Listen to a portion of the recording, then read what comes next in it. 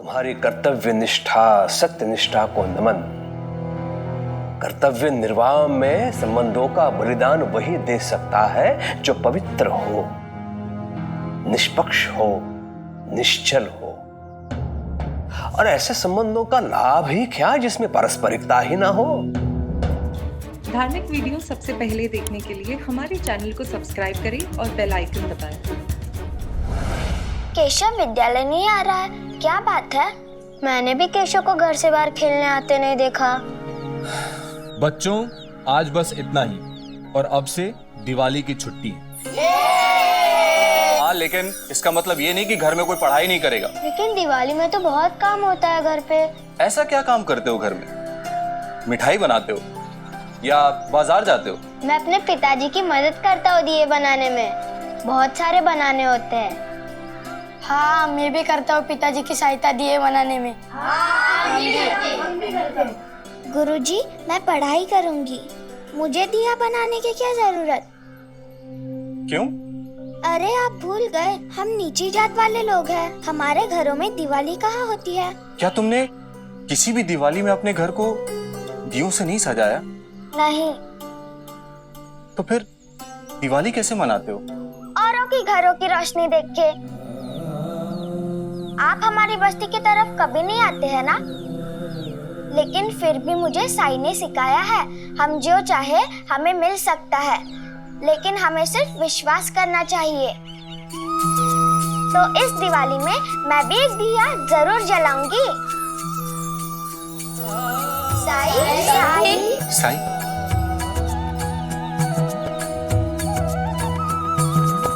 क्या क्या सिखाते हैं आप इन बच्चों को? मैं तो सिर्फ नाम का ही अध्यापक हूं। असली गुरु तो आप हैं, जो इन बच्चों में इतना आत्मसम्मान, इतना आत्मविश्वास भर दिया है आपने। ठीक कह रहे आप, मैंने तो ये सोचा ही नहीं। क्या? मैं समझ गई हूँ मुझे क्या करना है।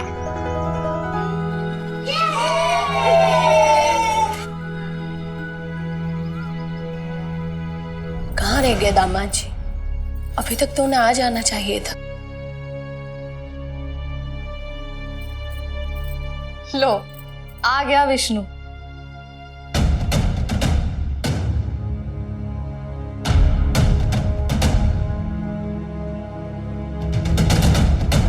बहुत व्यस्त हैं आप काम में, सारी समस्याएं सुलझ गई?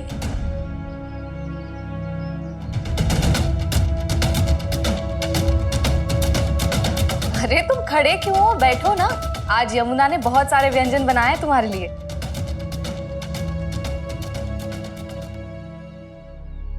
आप बैठ क्यों नहीं रहे हैं जीजाजी? मैं आप सबसे विदा लेने आया हूँ।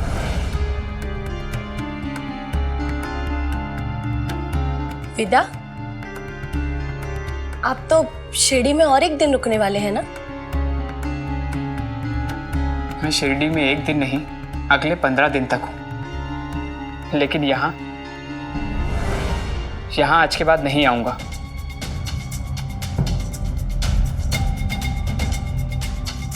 मैं कुछ समझी नहीं, आप यहाँ क्यों नहीं आएंगे?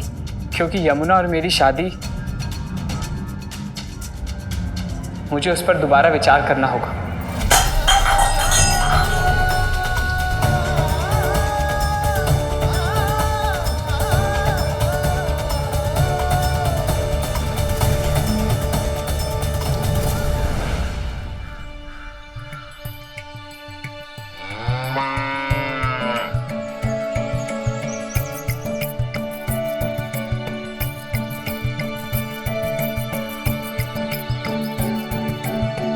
दस तोला तेल, 2 आना, 1, 2, 50 दिए, 1 आना, 1, 7 बाती। लक्ष्मी,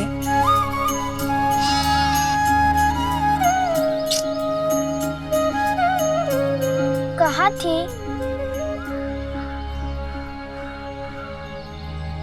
लक्ष्मी। 10 तोला तेल, 2 आना। लक्ष्मी। 1 2। क्या हुआ? आज विद्यालय के बाद द्वारका माई क्यों नहीं आई? कहाँ भाग गई थी? और अभी भी मेरी बात का जवाब नहीं दिया। इतना काम है कि मत पूछिए, कुछ कहने सुनने का भी समय नहीं है। काम तो तेरे पास हमेशा रहता है, लेकिन इतना भी क्या कि मेरी पुकार भी नहीं सुनी। अरे मैं गिनती कर रही हूँ ना, पहले कभी इतना बड़ा हिसाब नहीं किया है मैंने, तो समझ नहीं आ रहा है। गिनती? साहूकार हो गई है क्या?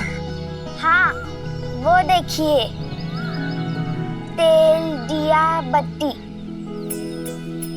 सबकी कीमत जोड़ के देख रही हूँ कि मुझे कितने उपले बनाकर बेचने होंगे, क्योंकि दिवाली पर मुझे द्वारका माई और अपनी बस्ती में खूब सारे दिए जलाने हैं ना। आप ही ने तो कहा था कि खुशी जितनी बांटोगे उतनी ही बढ़ेगी, ज्ञान जितना बांटोगे उतना ही बढ़ेगा। इसीलिए मैंने सोचा कि मैं भी औरों के लिए कुछ करूं। तो इस बार मैंने सोचा है कि हम लोग जिन्हें सारा शिरडी अछूत समझता है, जिन्हें कोई दिवाली की बधाई नहीं देता है, लेकिन हम दिवाली मनाएंगे। मैं जलाऊंगी उन सारे घरों में दिए, और जैसे शिरडी जगमगाता रहता है वैसे ही द्वारका माई और हमारी बस्ती भी जगमगाएगी।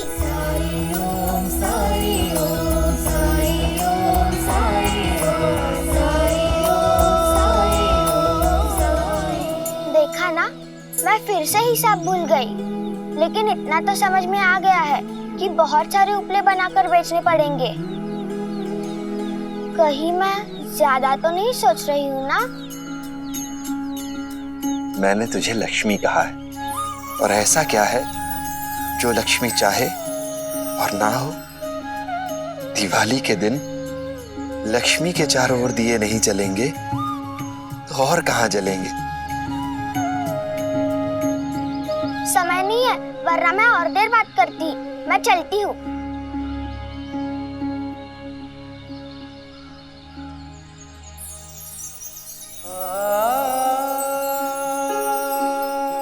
हमारे इरादे ही हमारा रास्ता तय करते हैं। स्वर्ग भी यही है और नरक भी यही। रावण की लंका भी यही है और राम जी की अयोध्या भी। इसलिए जिनके इरादों में नेकी की जोत होती है, उनमें बरकत भी जरूर होती है। राम जी भला करे।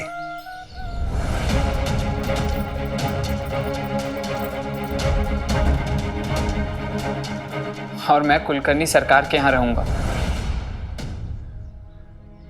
इतनी बड़ी बात तुम इतनी आसानी से कैसे कह सकते हो? ये मैंने तय नहीं किया है। आज मालसापति जी ने साईं जैसे संदिग्ध अपराधी का साथ देकर मेरे कर्तव्य पूर्ति में बाधा उत्पन्न की है,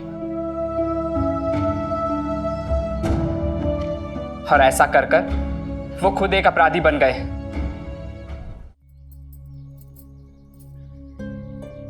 मुझे कुछ कहना है। आप सब मुझसे बड़े हैं, अनुभवी हैं, मुझसे कहीं ज्यादा समझ है आप सब में। लेकिन इतने सालों में मैं एक चीज तो बहुत अच्छे से समझ पाई हूँ कि मेरे बाबा एक बहुत ही अच्छे इंसान हैं। उन्होंने कभी किसी का बुरा नहीं किया, कभी कोई अपराध नहीं किया, आजीवन खंडोबा जी की सेवा की है, और उन्हें गिरफ्तार करने की बात करना भी उनका अपमान है, और मैं अपने बाबा का अपमान नहीं देख सकती। और रही बात साई की, तो उनके लिए तो शिरडी ही उनका परिवार है, शिरडी के लोग ही उनकी संतानें हैं। तो इस नाते से वो तो हमारे पिता समान हुए। साई का अपमान शिरडी का अपमान है। आपको विवाह करने या ना करने का जो निर्णय लेना है लीजिए, क्योंकि आप तो स्वतंत्र हैं। लेकिन इतना याद रखिएगा, अगर आपने ये विवाह करने का निर्णय ले भी लिया, फिर भी मेरे परिवार के प्रति मेरा कर्तव्य, मेरा दायित्व बदलेगा नहीं। मैं इनकी बेटी थी, हूँ और हमेशा रहूंगी। और रही बात साई की, तो अगर आपकी पुलिस उन्हें गिरफ्तार करने आती भी है, तो आप मेरे बाबा को वहां अकेला नहीं पाएंगे। मैं भी बाबा के साथ खड़ी रहकर आपका रास्ता रोकूंगी।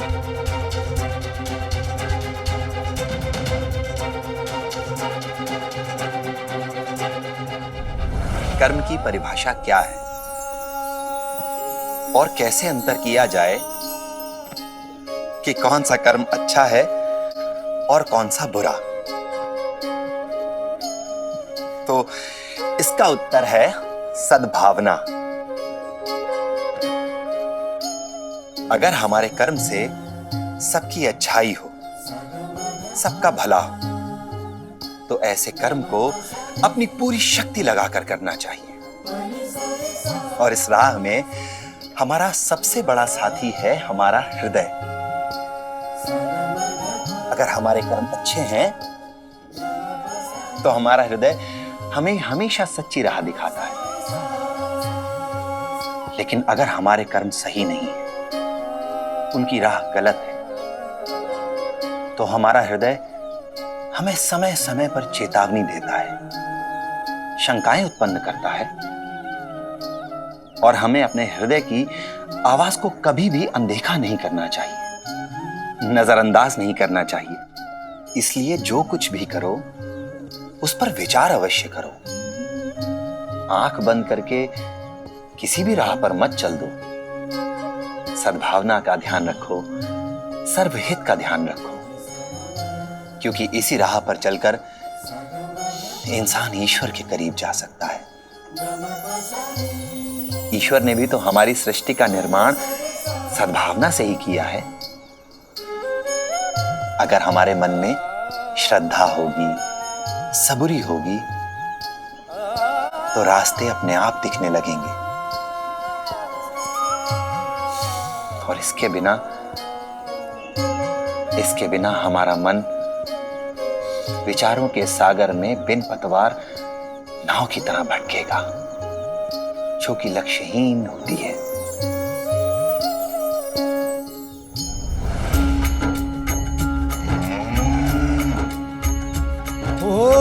कहते हैं किस्मत जिसको कर्म का फल है, जीवन में कर्म योग का मार्ग ही अटल है। जो कुछ है हाथ में तेरे एक यही पल है, अच्छे कर्म किए जाए तो जीवन सफल है। ओम साई ओम साई ओम साई ओम साई ओम साई ओम साई ओम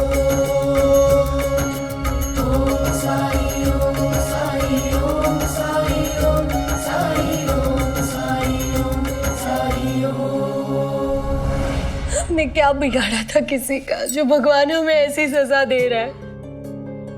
दामाद जी साई पर अविश्वास कैसे कर सकते हैं? कितनी आसानी से उन्होंने कह दिया कि विवाह के लिए दोबारा सोचना पड़ेगा।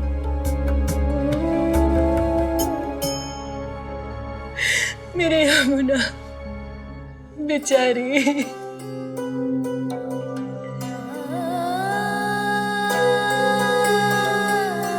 बेचारी नहीं है यमुना, इसने अपने पिता के मान सम्मान की रक्षा के लिए जो कुछ भी विष्णु से कहा, उसे सुनकर मुझे अपनी इस बेटी पर और भी गर्व महसूस हो रहा है।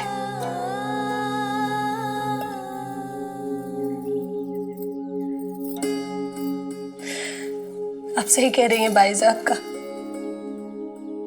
हम बेटी और बेटों में क्यों फर्क करते हैं?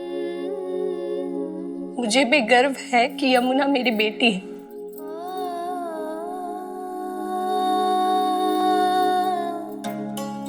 विष्णु बदल गया है। रिश्ते के लिए आया था तब के स्वभाव में, आपके स्वभाव में जमीन और आसमान का फर्क है। क्या उसने जो कहा पूरी गंभीरता के साथ कहा? और क्या, यही तो दुख की बात है। वो विवाह ना करने का फैसला ना ले ले।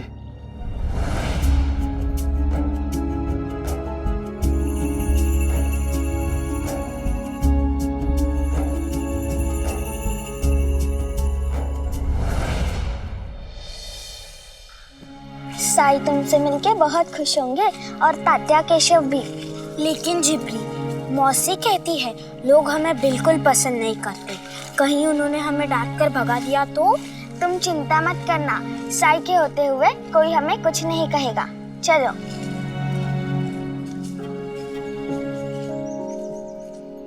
साई,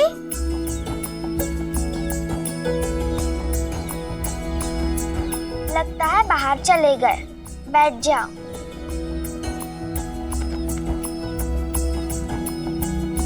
तुम दोनों को पता है ना उपले बेचते हुए लोगों से क्या कहना है? जिब्री, उपले बनाने में तो मैं तुम्हारी मदद कर सकती हूँ, लेकिन उनको घर घर जाकर बेचना ये मुझसे नहीं होगा। दिवाली में अगर दिए जलाने हैं ना तो घर घर जाकर उपले बेचने ही पड़ेंगे। एक काम करते हैं, आज तुम देखो मैं कैसे उपले बेचती हूँ, तो कल इसी तरह तुम भी उपले बेच सकती हो। साई, देखिए कौन आया है मेरे साथ, मेरी सखिया बेला और चंपा। नमस्ते। क्या हुआ? तुम नमस्ते नहीं कहोगी मुझसे?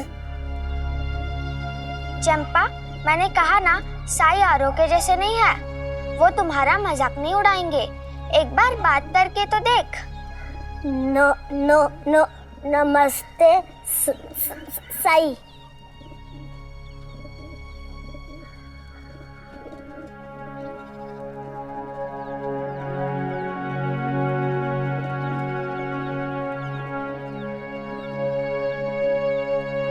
बस इतनी सी बात के लिए तू बात नहीं करना चाहती है?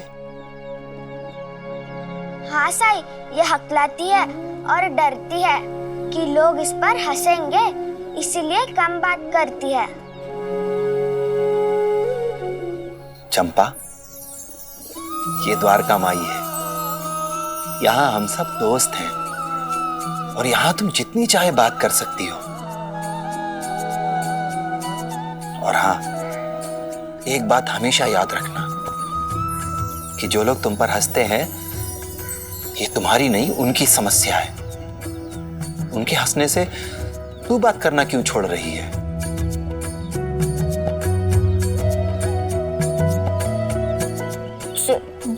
जिब्री बोल रही थी कि आप दवाइयाँ भी बनाते हैं। क्या आप मुझे कोई दवाई दे सकते हैं? हाँ हाँ, क्यों नहीं दे सकता हूँ।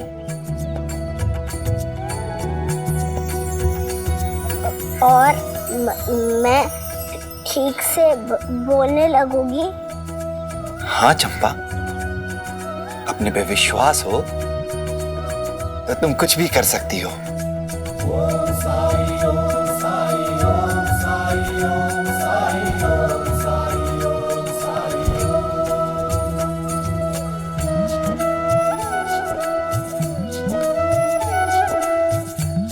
इस दवाई को रोज सुबह खाना और फिर जादू देखना।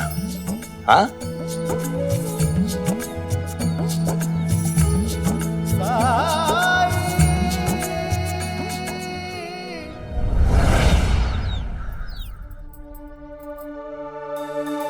बिल्कुल सही कहा था आपने उस ढोंगी के बारे में।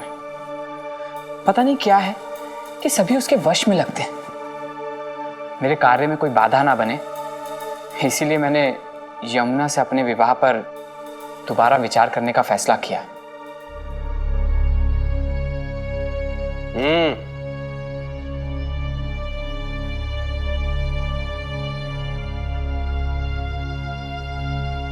बेचारी यमुना इतनी अच्छी लड़की है, पता नहीं क्या बीत रही होगी उस पर।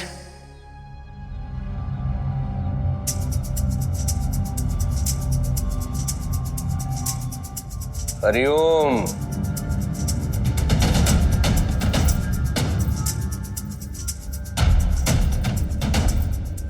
विष्णु, तुम्हारी कर्तव्य निष्ठा, सत्य निष्ठा को नमन। कर्तव्य निर्वाह में संबंधों का बलिदान वही दे सकता है जो पवित्र हो, निष्पक्ष हो, निश्चल हो। और ऐसे संबंधों का लाभ ही क्या जिसमें पारस्परिकता ही ना हो। अगर मेरे दामाद की नौकरी संकट में होती तो मैं अपने दामाद का साथ देता। और एक बात कहूं, तुम्हारा भविष्य बहुत उज्जवल होगा, देख लेना। हरिओम। उज्जवल भविष्य तो तब होगा जब भविष्य होगा। जीवा अगर नहीं मिला तो मेरी नौकरी छिन जाएगी और सजा मिलेगी वो अलग। कुछ नहीं होगा विष्णु, चिंता मत करो, हम ढूंढ निकालेंगे जीवा को। हम? चकित क्यों हो विष्णु? मैंने पहले ही तुम्हें कह दिया है कि मैं तुम्हारे साथ हूं। मेरे लठेत लेके जाओ और घर घर जाकर पूछताछ करो। एक बात याद रखना, साईं हाथ में आना चाहिए। एक बार साईं हाथ में आ गया तो जीवा अपने आप आ जाएगा।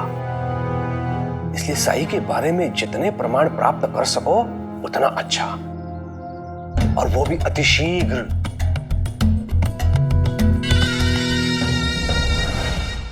धार्मिक वीडियो सबसे पहले देखने के लिए हमारे चैनल को सब्सक्राइब करें और बेल आइकन दबाएं।